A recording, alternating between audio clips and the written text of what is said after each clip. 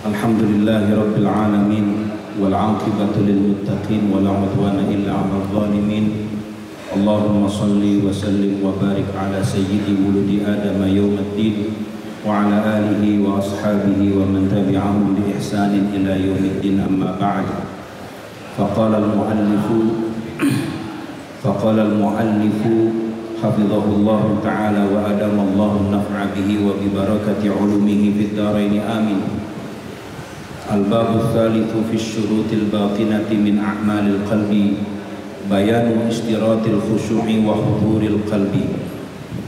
Wa adillatu dzalika katsiratun minha qauluhu 'azza wa jalla wa aqimis salata li dzikri wal amru lil wujubi was salatu munajatun ma'allahi wal kalamu ma'al ghaflati laysa bi munajatin.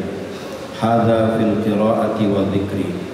Amma ar-ruku'u was-sujudu fal maqsudu bihima at-ta'dhimu fa ayyu ta'dhimin ma'al ghaflati. Wa amma ma qalahu al-fuqaha'u min 'adami ishtiratil huduri illa 'inda takbiratil ihrami faqat fa inna dhalika fi dhahiril ahkami dunyawiyyati. Amma fil akhirati fala wa bil jumlati fa hudurul qalbi huwa ruhus salati.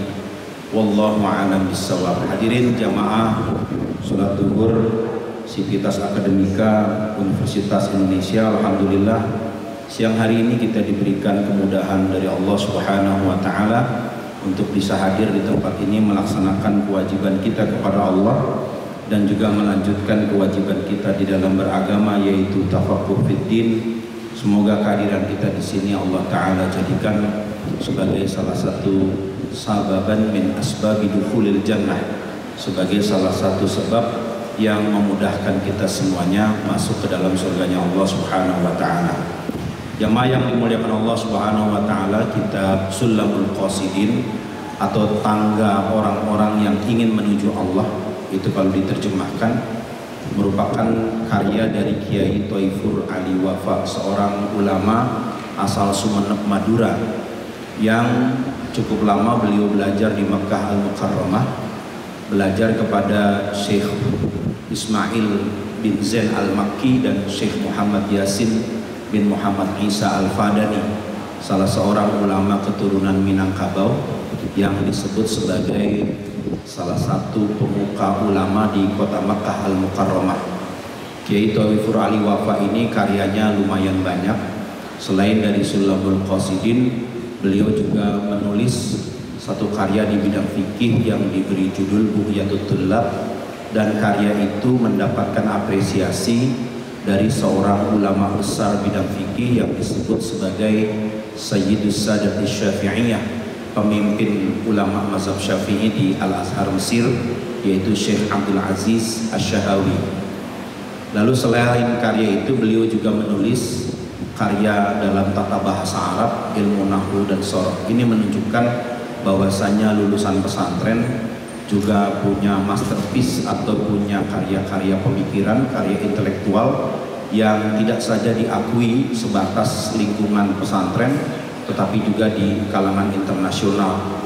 Dan banyak ulama asal Jawa Tengah, Jawa Timur, dan juga Pulau Madura yang memang punya nama di Timur Tengah. Artinya mereka betul-betul sampai pada derajat yang disebut sebagai seorang alim.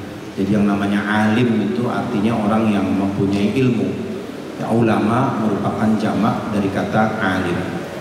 Kitab Sulamul Qasidin ini merupakan ringkasan dari kitab Ihya Ulumuddin, satu karya yang ditulis oleh seorang ulama besar abad ke-5 Hijriah, yaitu Al-Imam Abu Hamid Muhammad bin Muhammad Al-Ghazali, atau yang sederhananya disebut dengan nama Imam Al-Ghazali.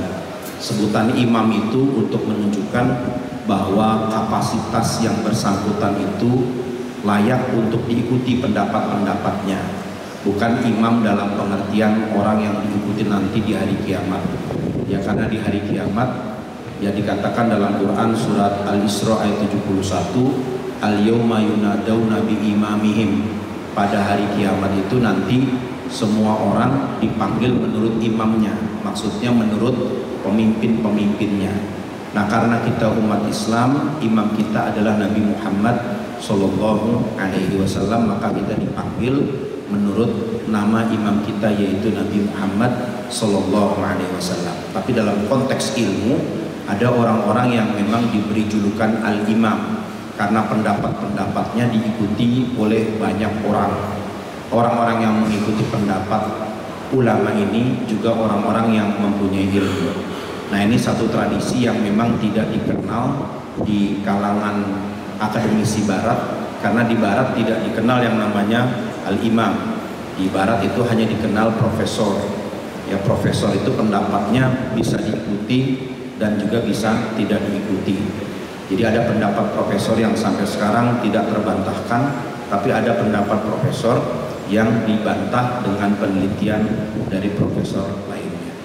Hadirin jamaah yang dimuliakan Allah Subhanahu wa taala, tadi saya sudah sedikit membaca bagian dari kitab Sulamul Qasidin ini. Beliau menjelaskan tentang syarat batin dari perbuatan hati, syurutul batinah min a'malil qalbi. Perbuatan hati. Jadi perbuatan itu ada dua. Ada perbuatan jasmani, perbuatan fisik, ada perbuatan yang tidak terlihat, yaitu perbuatan hati. Nah, selama ini ilmu fikih hanya membahas perbuatan-perbuatan yang terlihat. Ini sebagaimana kaidah yang disepakati oleh mayoritas ulama fikih, nahkum bil dhawahir wallahu yatawallas sarair. Kita hanya bisa menghukumi hal-hal yang terlihat. Maka fikih hanya menghukumi perbuatan. Bagaimana hukumnya orang sholat dengan kecepatan 4 rpm misalnya. 4 rpm itu 4 rakaat per menit. Itu gimana hukumnya? Secara fikih sah. Karena fikih hanya melihat dari urutan takbiratul ihram sampai salam. Itu secara fikih, karena fikih hanya melihat yang terlihat. Yang terlihat kalau sudah sesuai dengan yang dilakukan oleh Nabi, sebagaimana diriwayatkan dari Sayyidina Utsman bin Affan, maka ulama fikih berpendapat sah. Tetapi ulama fikih atau ilmu fikih tidak menjangkau hal-hal yang tersembunyi. Wallahu yatawallas sarair. Tapi untuk hal-hal yang sifatnya rahasia, hal-hal yang sifatnya tersembunyi, itu adalah kewenangan dari Allah Subhanahu wa taala. Maka kita tidak boleh misalnya menghukumi orang itu kafir sebelum secara terang-terangan dia menunjukkan kekafirannya. Kita nggak boleh mengatakan seseorang itu munafik sebelum secara terang-terangan dia menunjukkan sifat nifaknya. Jadi tetap yang menjadi patokan adalah yang terlihat. Nah, ini yang dijadikan sebagai dasar hukum. Di dalam kajian hukum barat yang saya pelajari juga seperti itu. Ya, Han Kelsen misalnya hanya menilai dari sisi prosedur. Kalau prosedurnya benar, walaupun substansinya tidak benar, maka bisa dikatakan itu perbuatan yang benar. Karena hukum itu hanya melihat dari sisi formal. Kok bisa begitu, Pak? Ya memang begitu doktrinnya. Gitu kan, kecuali kalau kita bikin disertasi yang menggugat doktrin tersebut. Nah, dalam kaitannya dengan sholat, para ulama itu melihat dari dua sisi. Ya, sisi yang lahir secara fikih itu sudah dibahas, kita bisa kaji dari kitab-kitab fikih. Ada sisi yang tidak terlihat. Nah, sisi yang tidak terlihat ini isyaratnya disebutkan di dalam Al-Quran, surat Al-Baqarah. Allah Subhanahu wa taala berfirman, wa qumu lillahi qanitin. Berdirilah kalian menghadap Allah Subhanahu wa taala dengan qanitin, dengan sikap ketaatan yang kemudian diterjemahkan oleh para ulama dengan sikap khusyuk. Nah, selain dari surat Al-Baqarah, di dalam Quran surat Thaha ada juga dalil yang memerintahkan wa aqimis sholata lidzikri. Dirikanlah sholat untuk mengingatku. Ini tidak lagi berbicara tentang aspek fisik, tentang gerakan-gerakan sholat, tetapi yang juga dilihat adalah aspek zikrullahnya itu di dalam sholat. Apakah sholat yang kita lakukan itu betul-betul sholat yang menggambarkan kita mengingat Allah Subhanahu wa ta'ala? Ini yang menjadi pembahasan para ulama, terutama Al-Imam Al-Ghazali ketika berbicara tentang ayat aqimis sholata lidzikri. Nah, karena itu beliau mengatakan, ini sebagaimana disimpulkan oleh Kiai Thaifur, wal amru lil wujub, ya, bahwa yang namanya perintah itu selalu mengindikasikan kewajiban. Meskipun di dalam fikih perintah itu juga bisa maknanya an-nadab. Makna dari nadab itu adalah sesuatu yang sunnah, ya, sesuatu yang mandu, sesuatu yang disunnahkan. Tapi dalam konteks sholat ini bukan disunnahkan, tetapi diwajibkan. Kenapa? Karena persoalan khusyuk dengan persoalan mendirikan sholat itu berkaitan. Kalau mendirikan sholat itu merupakan kewajiban, maka khusyuk pun demikian, dia menjadi sebuah kewajiban. Sehingga dikatakan was-sholatu munajatun ma'allahi. Sholat itu adalah bentuk munajat, bentuk interaksi, bentuk komunikasi antara seorang hamba dengan Tuhannya. Jadi kalau kita mau ngadu kepada Allah, ya ngadunya lewat sholat. Ya cuma bagaimana aduannya diterima kalau sholatnya kecepatannya 4 rpm itu aja, gitu kan. Kalau sholat tahajudnya cepat-cepat, ya gimana aduannya bisa diterima. Kita ngadu ke polisi, ngadu ke presiden, katakanlah seperti itu kalau pengaduannya serius, maka pasti pengaduannya, insya Allah pengaduannya akan diterima. Begitu pula kalau kita ngadu kepada Allah, kalau pengaduannya dilakukan dengan serius, dengan sungguh-sungguh, insya Allah Allah akan terima pengaduan itu. Maka Kiai Thaifur kemudian mengatakan wal kalamu ma'al ghaflati laisa bimunajati. Ya, wal kalamu ma'al ghaflah, ucapan di dalam sholat yang disertai dengan sikap lalai. Al kalam, karena sholat itu mengucapkan kalimat-kalimat. Makanya orang kalau sholat dia nggak mengucapkan, itu bisa dianggap nggak sah. Kalau sholatnya diem aja kan gitu mulutnya, dia tidak qomat kamit, paling tidak telinganya itu harus mendengar apa yang diucapkan. Karena perintah di dalam Quran itu hatta taqulu ma taqul, hatta ta'lamu ma taqulu. Yang namanya sholat itu kamu tahu apa yang kamu ucapkan. Jadi kalau kamu tahu, pertama tahu melalui pendengaran, tahu yang dibaca. Allahu Akbar. Ya, tahiyat baca iftitah, Allahu Akbar kabira walhamdulillahi katsira wa subhanallahi bukratan wa asila, dan seterusnya. Itu namanya tahu apa yang diucapkan. Baca Quran juga bukan diem aja kan, baca buka tahu-tahu sampai selesai. Ada ketika saya haji itu, jamaah haji, dia kalau baca Quran cuma buka, ya kan, terus dia bilang saya hatam. Lah hatam apanya gitu kan? Karena baca Quran itu diucapkan. Iqra'ul Quran, bacalah Quran, itu yang namanya baca, itu mengeluarkan bunyi huruf, dibaca supaya berkesan. Jadi sesuatu yang tidak keluar suaranya itu biasanya nggak berkesan. Kentut, kenapa dia berkesan? Karena keluar suaranya, ya kan? Tapi kalau kentut yang tidak keluar suaranya itu jadi fitnah satu kelas, kan gitu. Jadi sesuatu yang keluar suaranya itu pasti menimbulkan kesan. Kita baca surat itu dibaca, itu pasti ada kesannya. Quran dibaca, suaranya keluar, ada kesannya. Sholat, bacaannya kita baca, insya Allah ada kesannya, ya kan? Apalagi kalau kita paham yang kita baca. Maka dikatakan wal kalamu ma'al ghaflati, ucapan-ucapan di dalam sholat yang ketika disuarakan itu diiringi dengan sikap ghaflah, lalai. Kata ghaflah itu artinya lalai. Laisa bimunajatin, itu bukan munajat. Ya, kalau kita tahu apa yang kita baca, maka itu yang namanya munajat. Hadza fil qiraati wa dzikr. Ini dalam konteks bacaan dan sebutan. Karena sholat itu kata Nabi SAW, inna hadhihi sholata la tasluhu bi kalamin nas. Sholat ini bakal rusak dengan ucapan manusia. Innama huwa tasbihu, bahwa sholat itu adalah isinya tasbih, wat tahmidu isinya tahmid, wat takbiru isinya takbir, wa qiraatul Quran dan bacaan Al-Quran. Jadi kalau kita lagi sholat sengaja batal sholatnya. Waktu sholat kita manggil itu batal sholatnya, karena itu adalah ucapan manusia. Ya, jadi yang boleh keluar itu tasbih, tahmid, takbir, wa qiraatul Quran. Nah, jadi dalam konteks bacaan dan sebutan saja itu tidak boleh ghaflah.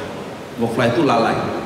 Jadi ketika sholat itu mikirin, ini masih bulan Agustus, yang tending ntar bulan Oktober ada pemeriksaan BPK, kepikiran gitu kan, waduh manajer marah-marah terus lagi mana pemeriksaan BPK gitu kan, kepikiran gitu kan, itu invoice di mana tadi ya kan gitu, pas lagi ditinggalin, itu ghaflah karena memikirkan sesuatu yang di luar sholat. Dan memang ajaibnya yang nggak kepikiran ketika kita nggak sholat itu jadi kepikiran pada waktu sholat. Makanya Sayyidina Ali bin Abi Thalib pernah mengatakan kalau kita kehilangan barang, sholat deh 2 rakaat, nanti ketemu. Maksudnya apa? Karena pada saat kita sholat yang nggak kepikiran, tahu-tahu kepikiran punya utang pinjol, itu pas waktu sholat itu. Waktu nggak sholat nggak kepikiran gitu kan. Kepikiran macam-macam itu pada waktu sholat. Kepikiran belum ngerjain UTS itu pada waktu sholat. Kepikiran belum daftar semester pendek itu kepikirannya pada waktu sholat. Ya kan? Nah, pada sholat wajib bagaimana supaya ini nggak kepikiran? Itu yang namanya ghaflah, lalai di dalam sholat. Maka dikatakan wa ammar ruku'u was sujudu wal fal maqsudu bihi ma'at ta'dhim.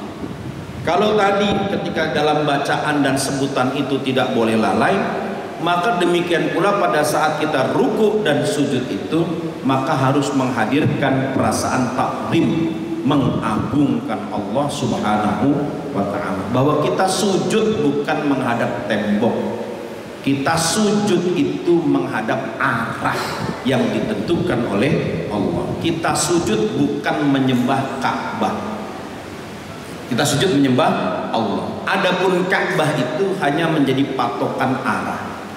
Ketika kita sholat di dalam Ka'bah, maka kita bebas sholat menghadap ke arah mana yang kita suka. Kalau kita bisa sholat di dalam Ka'bah, jadi at-ta'zim, muncul rasa mengagungkan.